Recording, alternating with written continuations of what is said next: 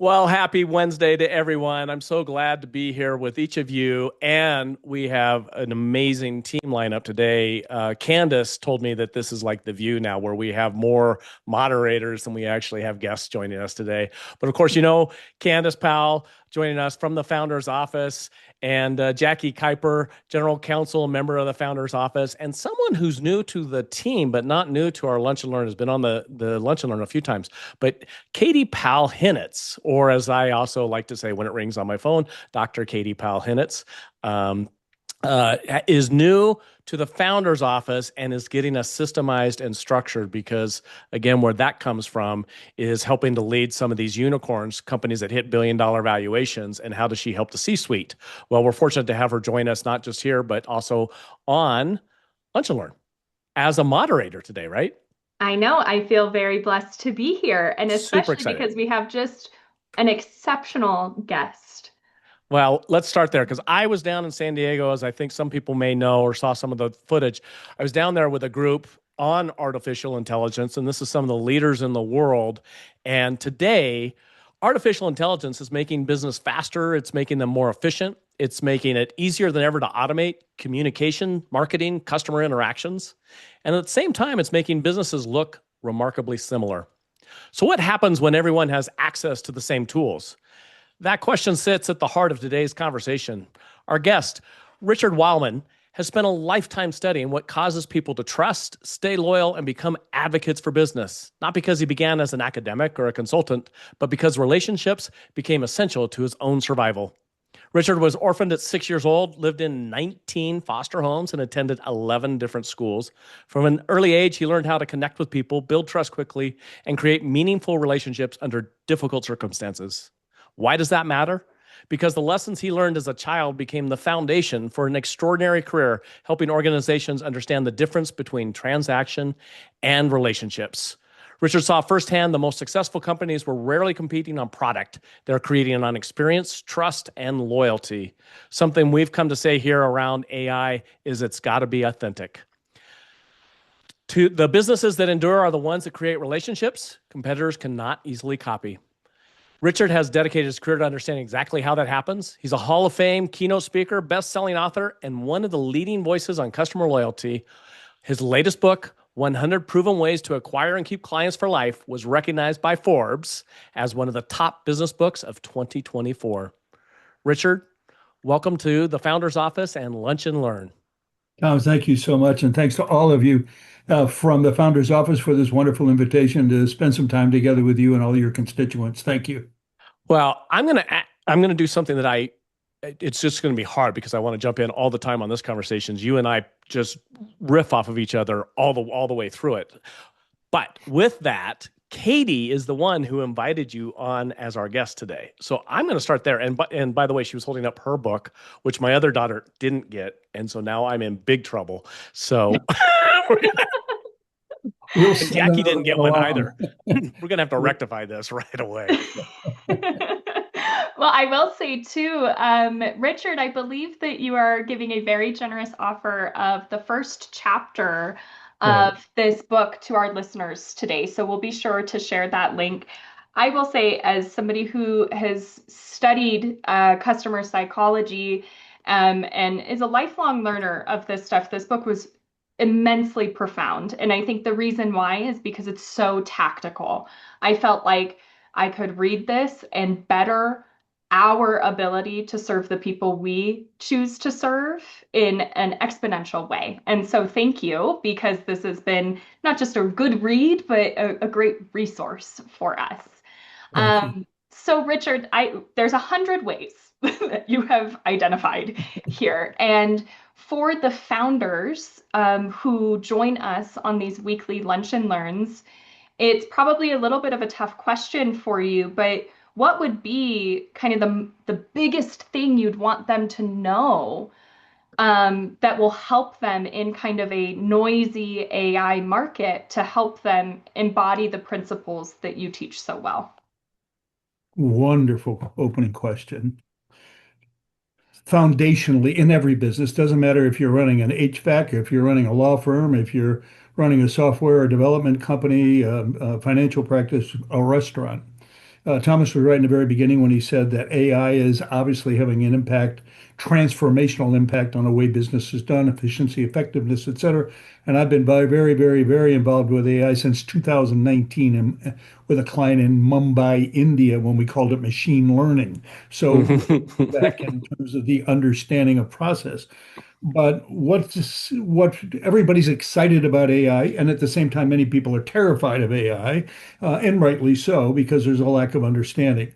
But there is no question it's going to build effectiveness and efficiency, and it should help with margins in the business. But as Thomas pointed out, very rightly so, that the challenge is that because everyone is going to have access, it has become democratized, and as a result of that, it's going to be ubiquitous. And what that really means is all of or many of the things that, shall we say, traditionally, we'll use that word today, sets companies and individuals apart in the marketplace are going to be flattened. And that's going to go away. That traditional, sometimes it's intellectual capacity, sometimes it's the way we service or do things. Much of this is going to, shall we say, become very commoditized because AI itself will become a commodity. It's going to be available in the marketplace for everyone. So then the question becomes, what do we do to have sustainable differentiation? In other words, if all the things that currently set us apart, if any of those things are going to, shall we say, no longer set us apart, then I believe as business owners, founders, as executives, as leaders, we have to make a decision about what's next. And if we're not thinking about what's next, and I'm not talking about next quarter, I think as a leader, we have to step back and say, and I have the privilege of working with many different companies and I have people that want to talk about their next. Let's talk about how we're going to finish the next quarter. Okay, well, I'd like to talk about how we're going to finish 2040. Could we really be focused on like 2030 or 40? That's where I want to be focused on 2040. Let's get over there for a few minutes and to help us strategically think ahead. And so if we look forward to 2030 and 40, as an example, there's two things that are really going to help us with sustainable differentiation. And that is two fundamentals to the business. First is our ability to master relationship skills, the ability to connect with people at a high level, not just in terms of transaction, but emotionally engage people at a level where they really feel like they're part of something larger than themselves and they relate to people. If you look at the word relationship, what is the root word relate? If you took Latin, you get a sense of, when you talk about curate, well, what does curate mean? What it means in care of. So you want to take care of your relationships you have in the business because that's where lifetime value, I call it LTV, really matters. Particularly if you're going to sell a business someday, LTV is what matters. It's not EBITDA, it's LTV. That's what people really want to buy today as an investor myself. So relationship skills are important, and I can give you many examples, and I've had the privilege of seeing firsthand, and you have as well. And then the second thing is the second thing that's going to set you apart is a sustainable business, and as a founder, as an executive with your team, is the ability to elevate the experience at every single touch point that you have with customers, prospects, individuals in the marketplace. If you think about social media today, and everybody, well, we need to be on Instagram, we need to be on X, let's put the brakes on for a minute. What are people sharing on social media? They're only sharing one thing, their experience. Yes. They share let me tell you about my experience in that restaurant. Let me tell you about my experience with, and that's what people share every day, all day. An influencer out there is one of taking pictures of everything that they do to share the experience that they have. Well, if we step back as marketers, not merchandisers focus on product, but marketers focus on people. And my whole life has been focused on let's look at these people and what are the people in a stucco house thinking? That's what I want to know.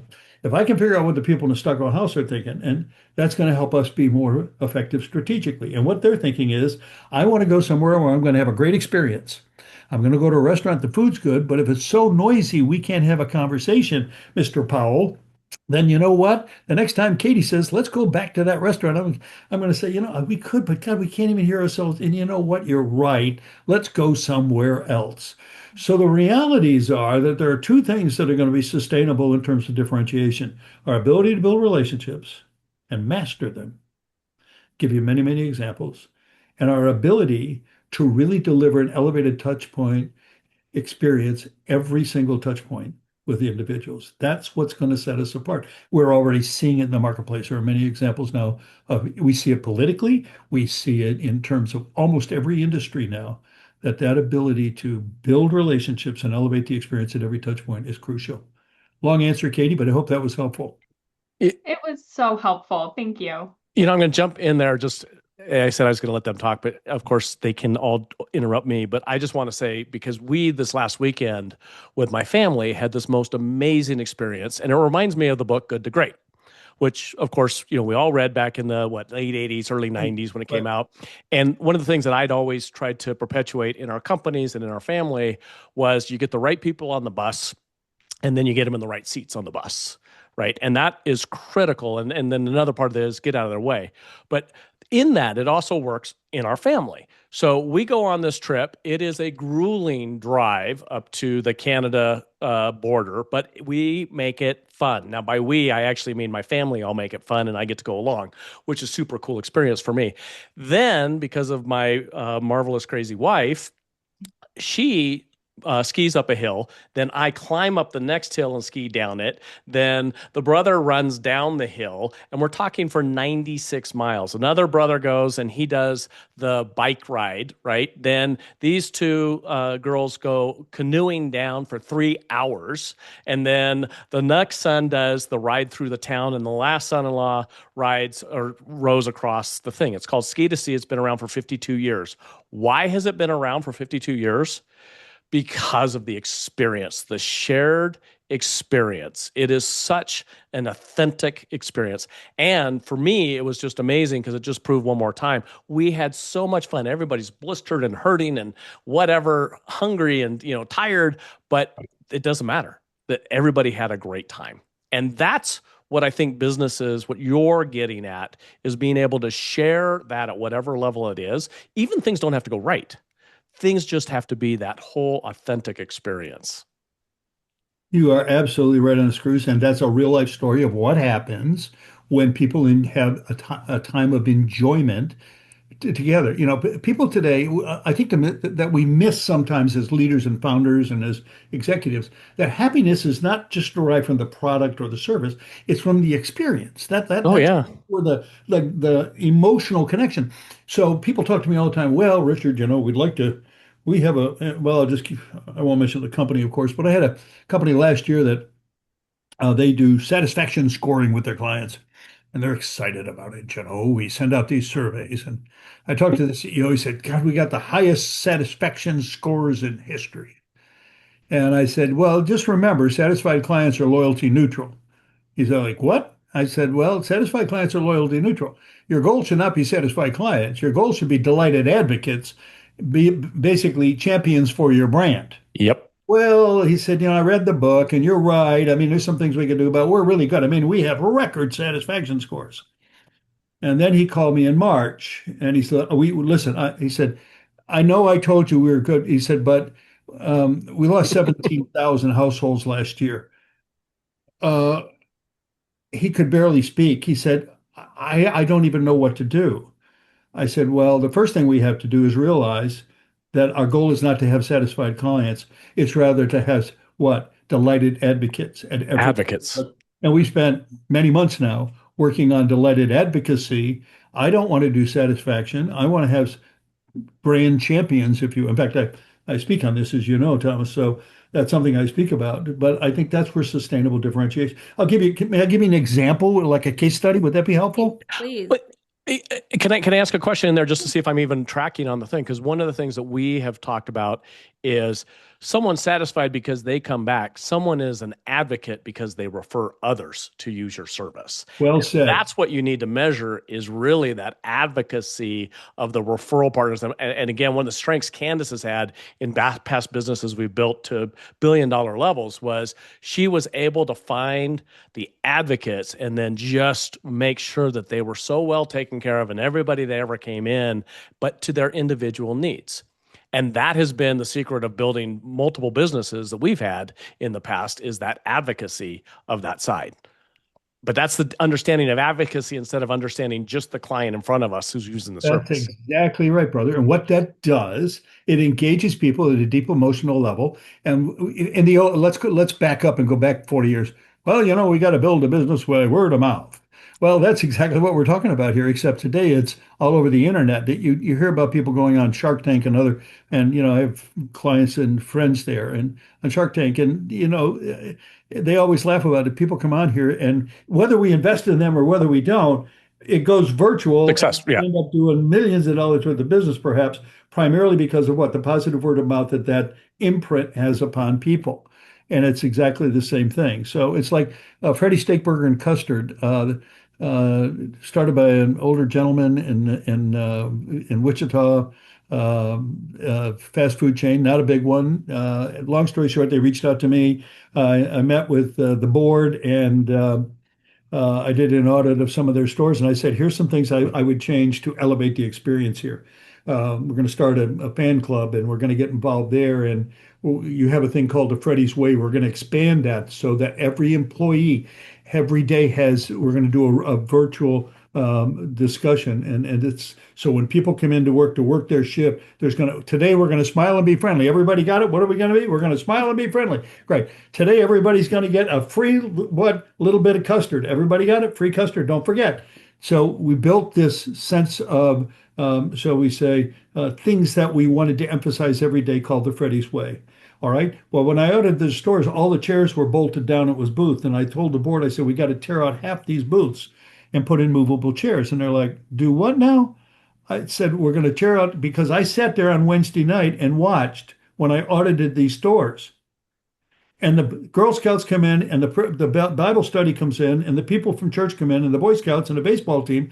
They're sitting on booths, yelling across the booth to each other. If you took and gave the chairs so the chairs would move, they could slide over to the corners and have their own little groups, and they could have a sense of community inside the store. Well, they did it. They went in, we removed them, about half of them, left them in, Total and different. they just sold the company for $2.7 billion, Freddie Steakburger and Custard, because we just won the National Restaurant Award for the best fast casual in the United States.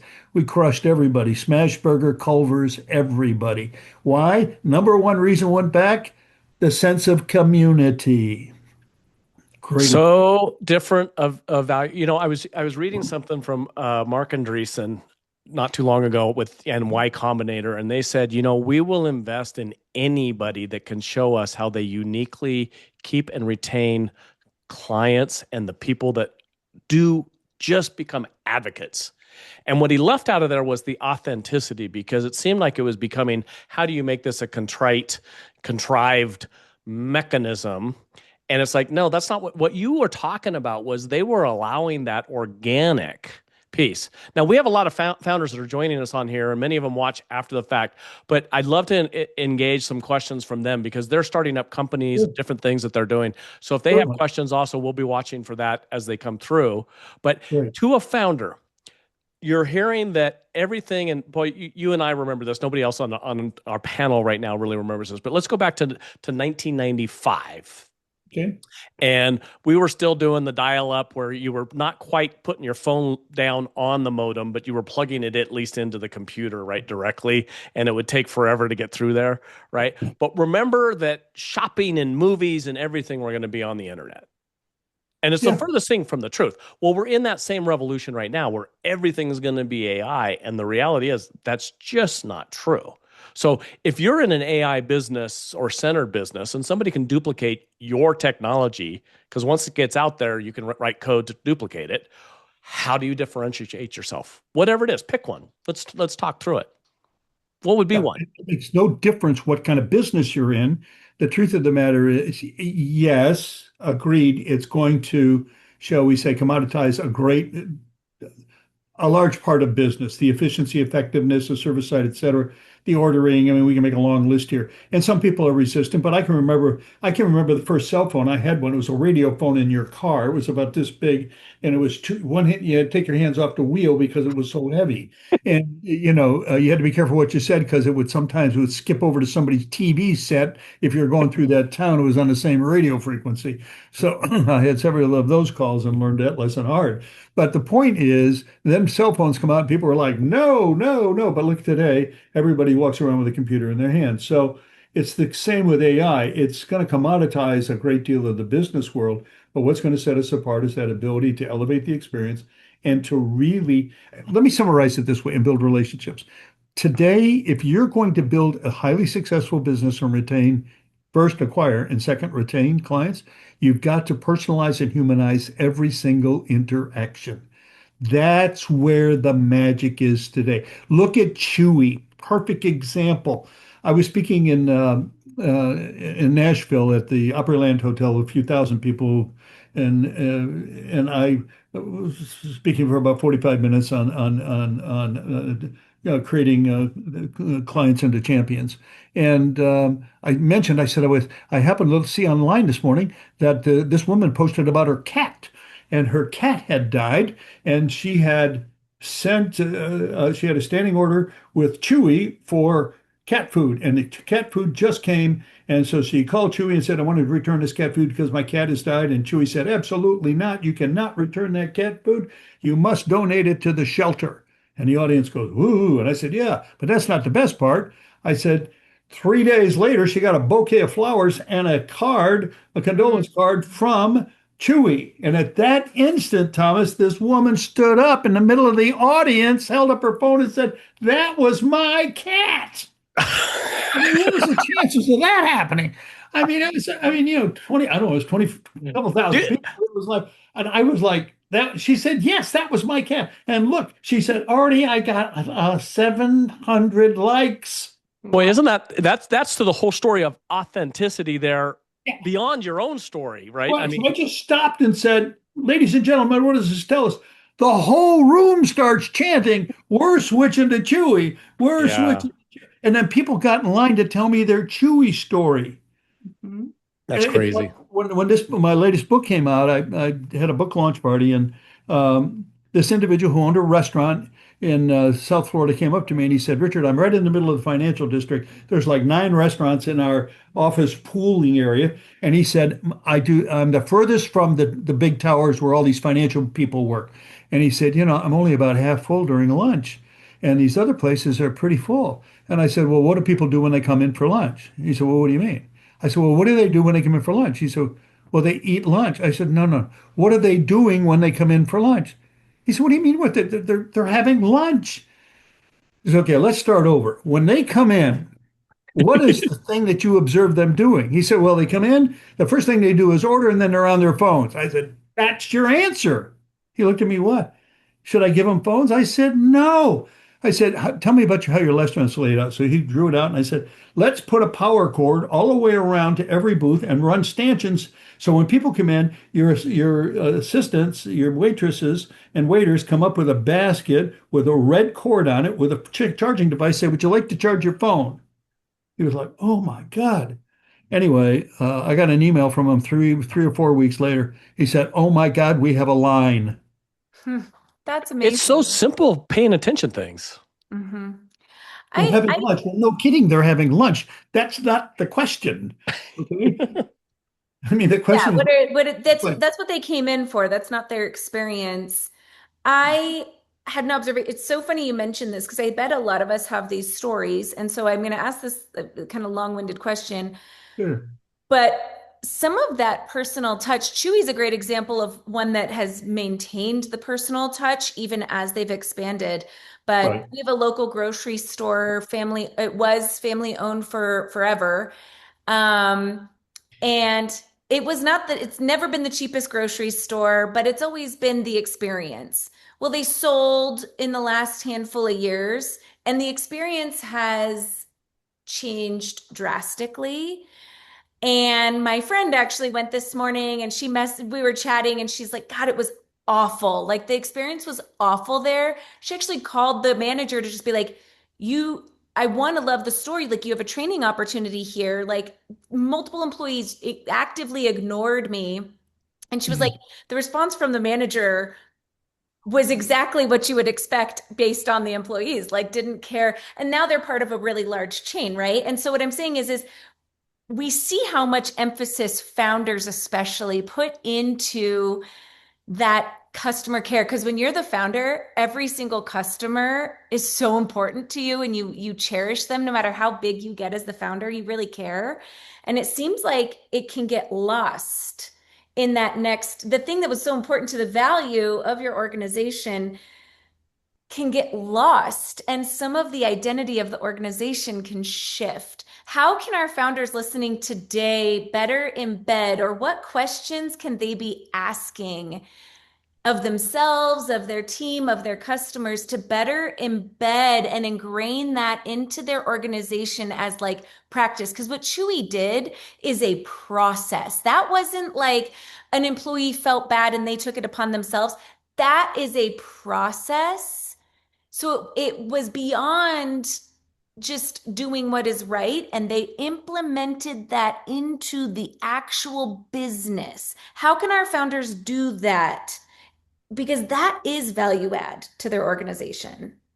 Brilliant question. And Thank it's an answer people don't think. The sad truth is, Candace, that many people that build businesses don't think about this until after the business has been sold, and Yes. the very tragedy that you just articulated occurs. And having the privilege of having built and sold several businesses, and I have a dentist who just sold his practice for a great deal of money. And I worked with him, and this is really an issue of culture. Mm-hmm. We developed a culture called the Freddy's Way. When Freddy's got sold, the owners had to agree that the Freddy's Way was going to be continue to be institutionalized. Love that. When my dentist sold a massive practice, it was in writing in the document, you must adhere to the culture that we have created, and we gave the tenets of that culture. I refer another friend that I worked with that had a printing company. It was a crazy story. 18 years old, gets out of high school, works for a printer, guy's in his 60s, and he decides he's going to buy the guy out because the guy's going to sell the business. And so he talks the guy into selling him, and then you know how that all works. And so he sells the company to this kid who quadruples the size of it. I mean, it's exploded. Well, then he got into another part of business, making signs. So he decided he was going to sell the printing business. But same thing, he came to me. I said, Mike, you built a great culture, and we have various things that every day gets recited by the staff in terms of customer interaction. That has to be codified in a contract. That's exactly what he did. And now the guy that bought it, actually it was a company that bought it, has now grown it again by 2x by adhering to that. So Mm. here's the bottom line to your point, though. The bottom line is that today, an awful lot of people, there's plenty of people that we get to hire. And the mistake that I've made as a founder of several companies and had the privilege of building and selling, but I learned the hard way, is who you hire. A lot of for the first couple of companies I built, I always hired for skill set. Yeah, we're going to get the skill.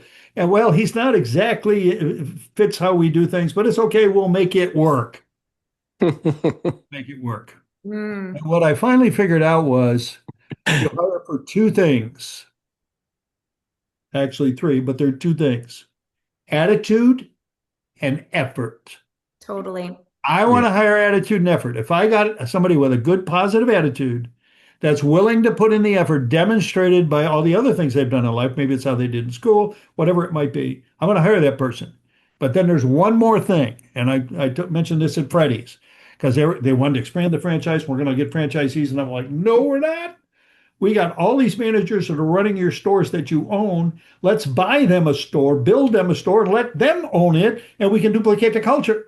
Oh, Absolutely. Love that. why that? Well, Absolutely. of course we did, and it exploded. But here's the key thing. And they said, how do we select? I said, don't ever forget, hire attitude and effort. And one thing you can never, ever forget if you want to build a culture around the customer that's relationship oriented, experience oriented, you can't train nice.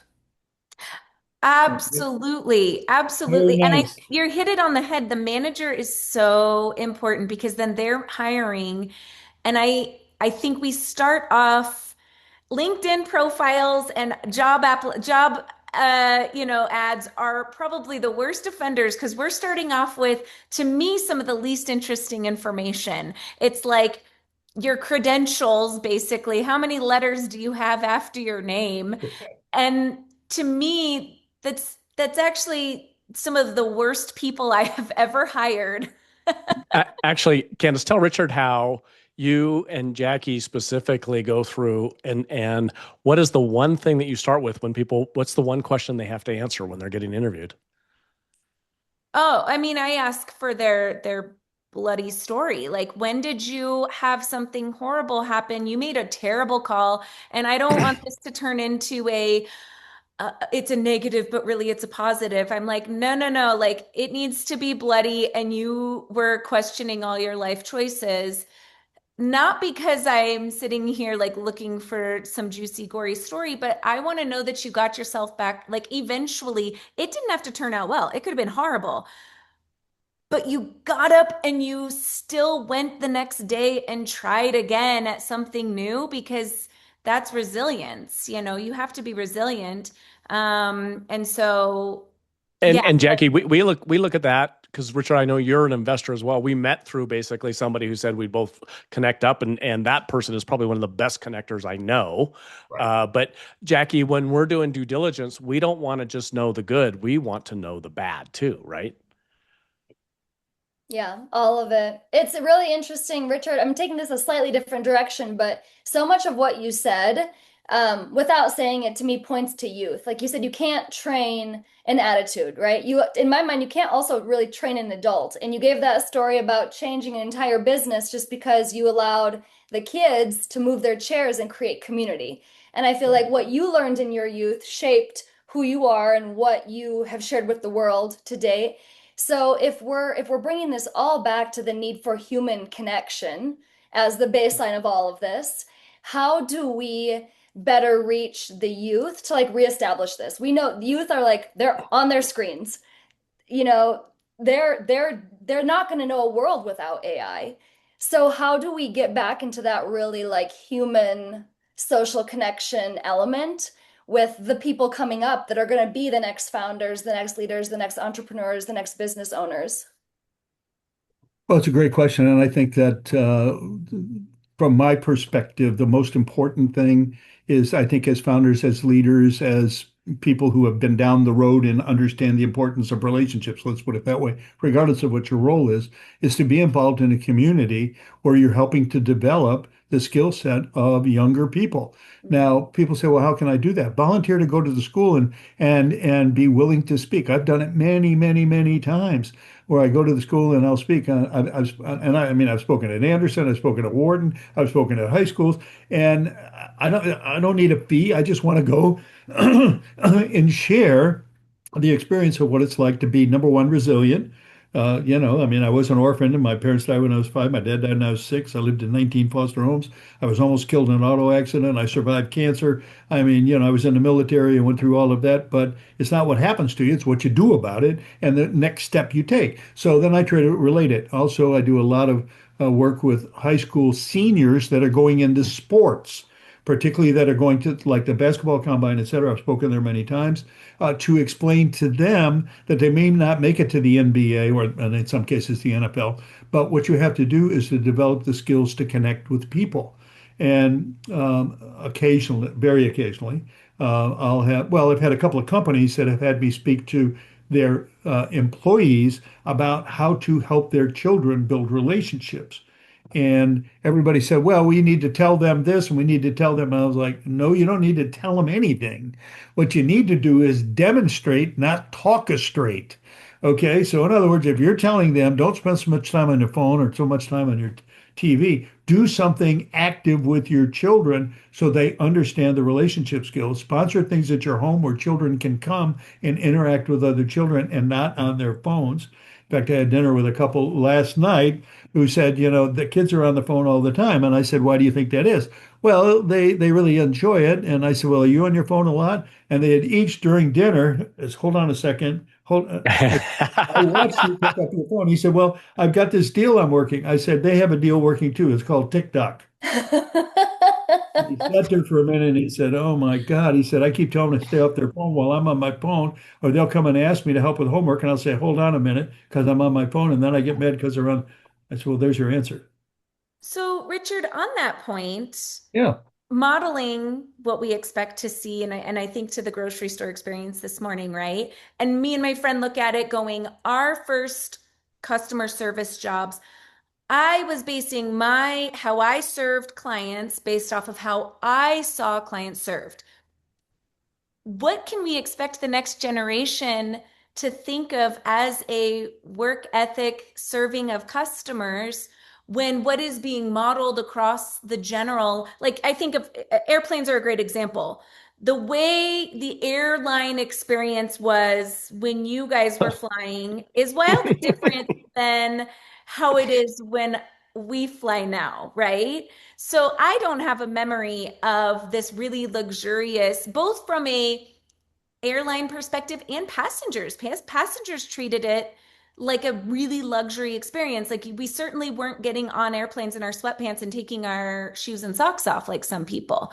So how can a younger generation even know in this AI world how to deliver great customer service? How can So our founders sitting on this phone call right now memorialize today what is expected in great customer service if the next generation has very few opportunities to truly experience what great service another is? great question because, but I want to reset it. May I do that?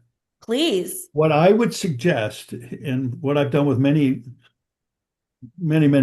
Well, Minnesota Vikings, good example. Okay.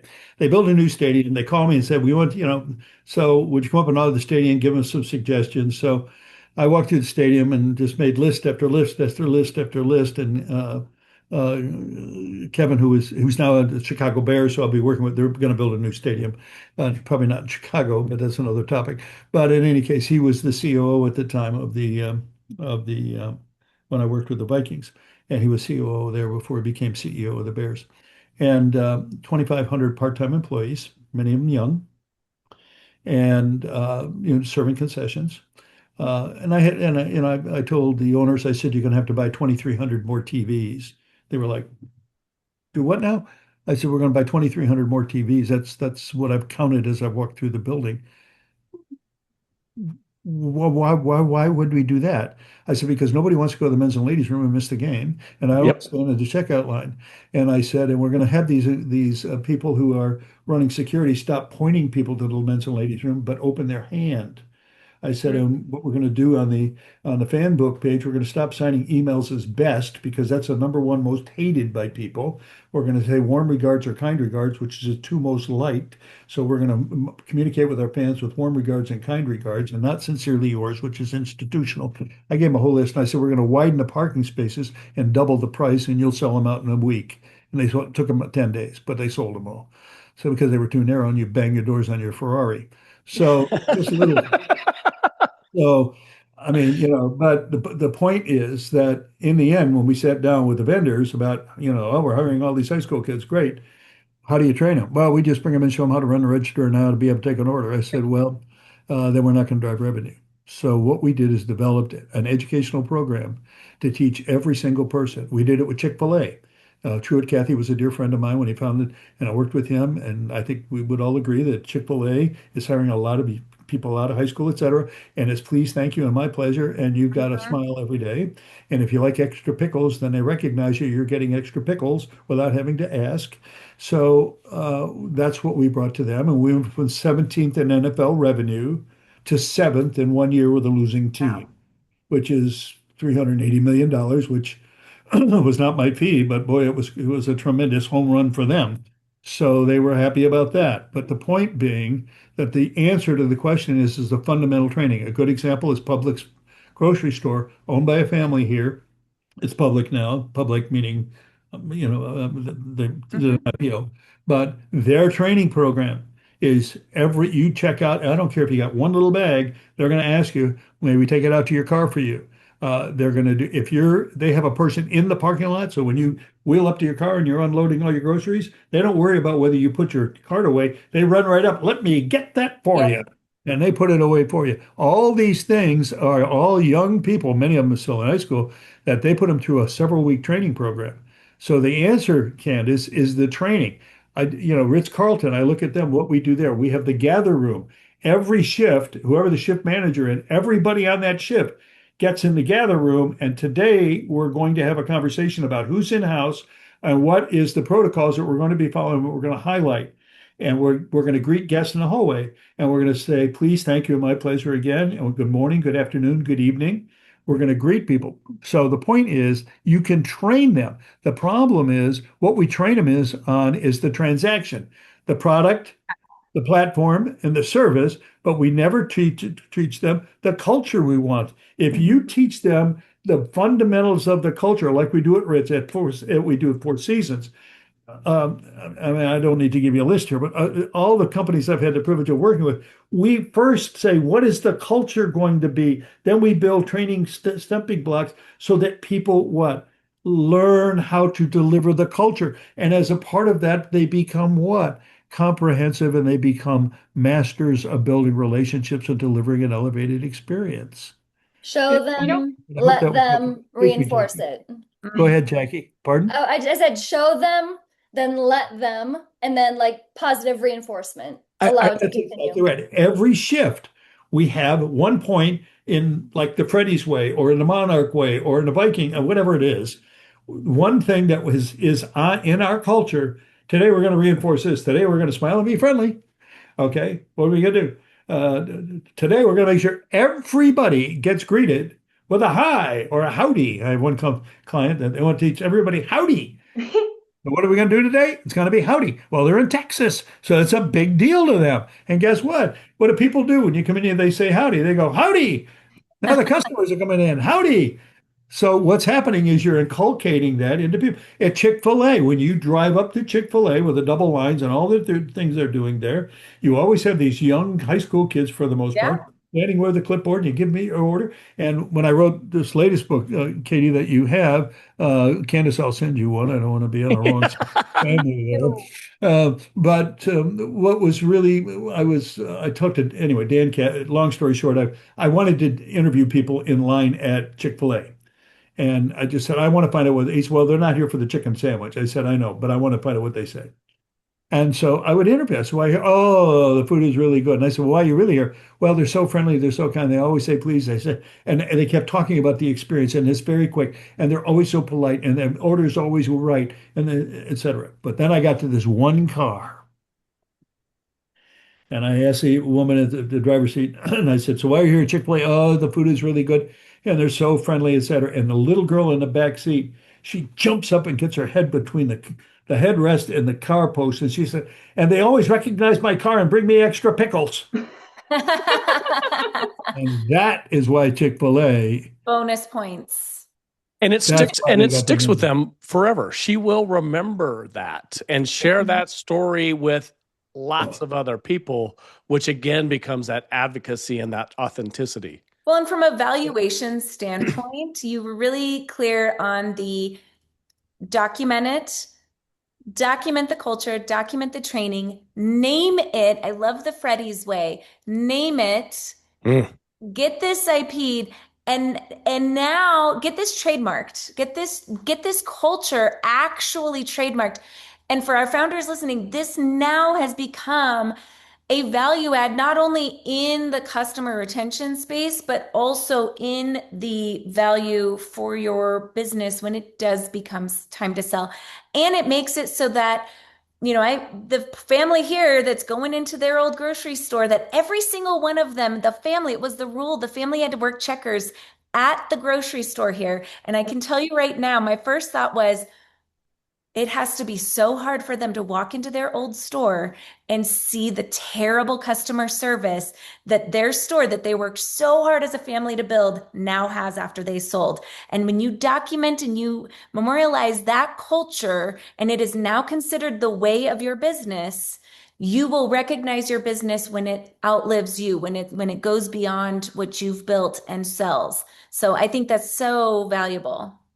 Well, you're exactly right. And what you end up selling is your way of doing business. Mm-hmm. That's what people end up buying. Yeah, and Richard, saving our children because they will have good customer service skills. Right, and that is value that customer base just keeps growing and growing and growing. Yeah, and it's all based around the culture and the two fundamentals. You've got to master relationship skills. You can teach those. And you've got to codify and give people permission to deliver an elevated experience. After this happened with Chewy, I did a lot of work with Chewy, and I found out that every single customer service rep has full authority, doesn't have to check with anybody. If your pet dies or something catastrophic occurs, or if you've got some pets you're proud of and you send them pictures, they're going to have a painting made and sent to you. It's a department they have in the firm Yeah. to do what? To build a relationship with who? With their customer base who have become loyal advocates on their behalf. Yeah. You know, I think when I read that book, that excerpt in your book, Richard, I too have a Chewy story. Chewy will have my business for life because they send my dog a birthday card every year. And it just, I know it's automated, but it is that extra little moment that makes me feel that they care more than anybody else providing me this service. And that is really amazing. What's great about it, it's automated. Hmm. That's beautiful about it. It's part of their culture. But just They're because Exactly. it's not automated how to doesn't drive mean it's all not of it. important. Nobody And does. Pardon? yes, just because something is automated doesn't mean it's not important, because I can tell you the way it probably started for Chewy back in the very early days was not automated. And as they scaled, they had to, you got to honor this. When we automate things, it's it's something we didn't let go by the wayside. It's Hmm. something we were like, this is still such an important part of our culture, but we're growing so big. How can we still honor this and scale? And I Hmm. think that's beautiful. I love when something is automated because it meant they kept a really important part of their culture and made sure that it scaled with them and didn't get forgotten. And I Well, think Candace, that's two things I'll so mention to cool. you. I was privileged when I was younger that one of my I won't give you the whole backstory, but suffice to say, I was I was involved with Porsche Audi and we built the third large, a very successful operation there at a Porsche Audi dealership, and I was recruited by Rolls-Royce to take over a service stop between New York and Chicago. And there I built the third largest Rolls-Royce dealership network in the United States in a town of 1,800 people in the middle of nowhere. I did it by my marketing cars all over the country. But what the way I really did it is that I would we did a lot of different things, but one thing that really set us apart, and the only way I could automate it, back in the day, we had punch cards. And Thomas, you might remember those where you'd sort them out and you have a punch card reader. It was like old Oh yeah. technology. Before we really even had. Candace actually made wreaths out of punch cards because I brought them home from Wells Fargo Bank at the time when the data center came around, and she made these beautiful wreaths out of them. Yeah, Little I did. girl. Okay, same. Okay, so you're familiar with a punch card. But what I did is I kept track of when every one of my customers started their business and the day they Mhm. bought their car. So every year on their business anniversary, I would send them a congratulations, another successful year in business. I would send every year, congratulations, another successful year as a Rolls-Royce owner. All my widows got a dozen red roses on Valentine's Oh, Day. I wrote down the date that their husband or their wife died and they got on a card Mm. from me. And that's, and I, in Palm Beach, I mean, I would go to Palm Beach, check in a Colony Hotel. I had days where people come in and they'd sit down in the suite and I would sell 4 or 5 Rolls Royces that day because they would heard about the fact that you really care about us, Richard, and you take care of, and we were upstate New York shipping cars down. And there was a dealer in Palm Beach who was, let's just say, pretty full of himself. So we did very well. In fact, Keith eventually went out of business. So it was, I felt really good about that, by the way. But in any case, but it was all about and we can do this as a founder today. The day I do business with you, is that in your database right now? So Yeah. every year you're sending me a happy anniversary. I can tell you right now, August 4th on 2019, I bought a donut from a place here in Sarasota, Florida. I have a home here, as Thomas, as you all know, and another one in Honolulu and halfway to Asia because I do a lot of work in Asia too. But long story short, there's a place here called 50 Donuts right next to the police station. Great. I That's so And my funny. tagline, when she came to me, I said, your tagline ought to be arrestingly good donuts. So that's what they got it. And it's they open at 5:30 in the morning, and if you don't get there by like 7:30 or 8, they're sold out. Long story short, I bought my first donut there August 4th, 2019.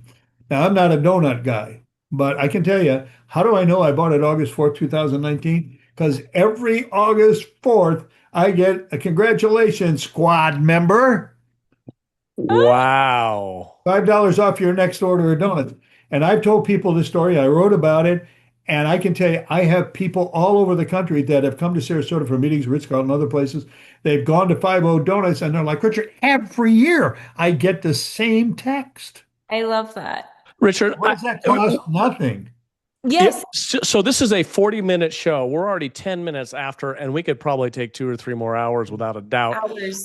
We're keeping your time, but I want to make sure, Angela, and pull up because you have made this generous offer to read the first chapter in 100 Proven Ways to Acquire and Keep Clients for Life. You can actually even get this before Candace gets it. Katie's already got her copy, but